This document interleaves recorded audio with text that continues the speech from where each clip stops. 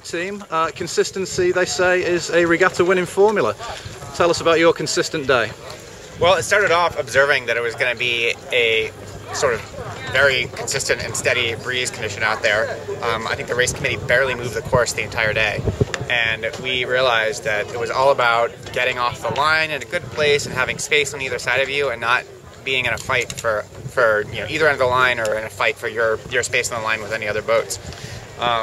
So we started pretty close to the middle of the line at the beginning, at the first race, just looked for a big hole and wanted to go as far as we could on starboard for as long as possible. And I think we met that goal on every single start of just having space on either side of us and room to just go straight for as long as possible. There weren't going to be shifts that made the day. It was just, waiting for people to fall out of the lead pack that kind of got you to the top mark and the top 5. Sure. So you clocked up a 6.12 today, which is a pretty impressive performance, worth the trip over from the US. We're happy with it. Can't say anything bad about that. So just tell us a bit about your team. You've had this team together for quite a while now. Well, I've had some members for a while. I've had my main trimmer, Chad Corning, for I think 3 years now, but a few other members of the team are pretty new. This is my first regatta with my tactician, Cameron Appleton. That's not true. I've sailed 2 Melges 20 regattas with him. So this is his first 32 regatta with us. I've had Scott Norris on board in the kite trimming role for 2 regattas, so he's relatively new. I mean, all of these people are very, very good sailors, so it's not like they're brand new to the Melges 32 class. Sure. And then the forward half of the team this is their first regatta with me, so it's kind of new. But they're great sailers, and we spent 3 days practicing together, and kind of all gelled as a team. Had a good night out at the Yankee the other night, and I think things are coming together really well. And you're obviously going to be in Europe now in the lead up to the Worlds. That's going to be a pretty spectacular event, I think. I'm really excited for it. I'm very much looking forward to it. What do you think of the standard of the European fleet compared to the US fleet?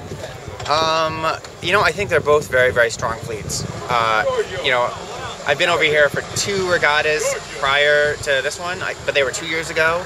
One in Cagliari and one in Porto Cervo, and I think the fleet here is very strong. It's obviously a little bit bigger than the U.S. fleet, but the best guys in both continents are very, very solid. I mean, you look at the names that are here in this fleet, and it's tough competition.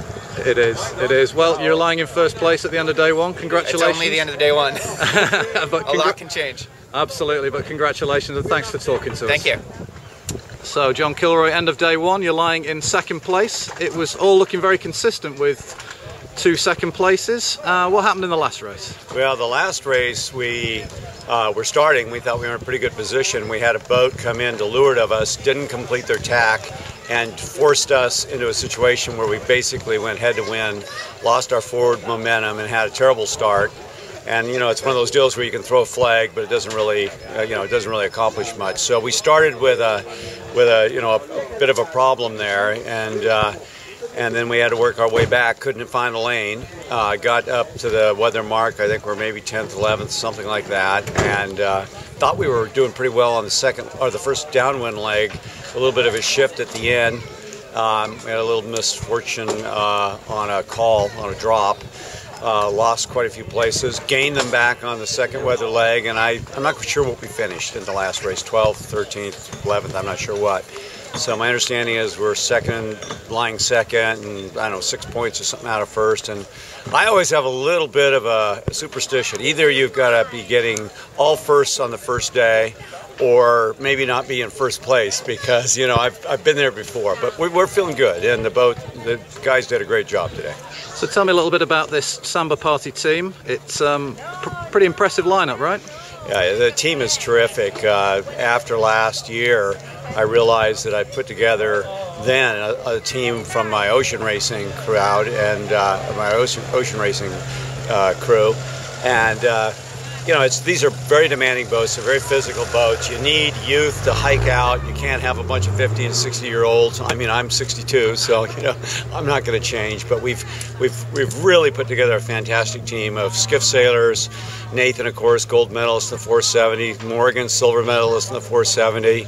Nathan, Federico, and Luca, all previous or current Melges 32 world champions. A lot of talent, a lot of athleticism. athleticism, really fun team, and I'm having a ball. It's a great fleet. So John, you've travelled over from the US for this European series. What is it that attracts you to it? What do you think of the standard here in Europe?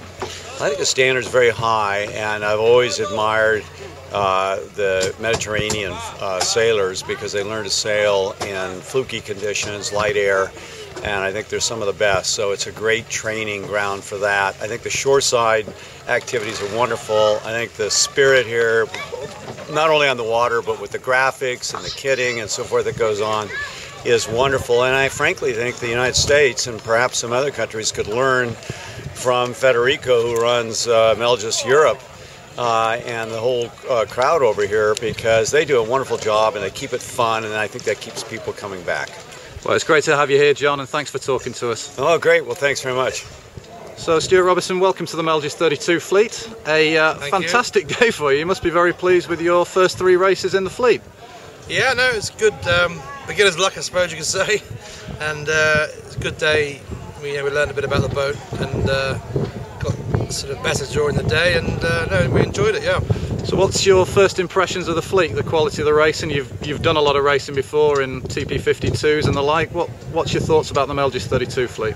It's a good, it's a good one design class. Racing very close. Boat speed, they're all pretty similar, and I think it's getting off the starting line was key.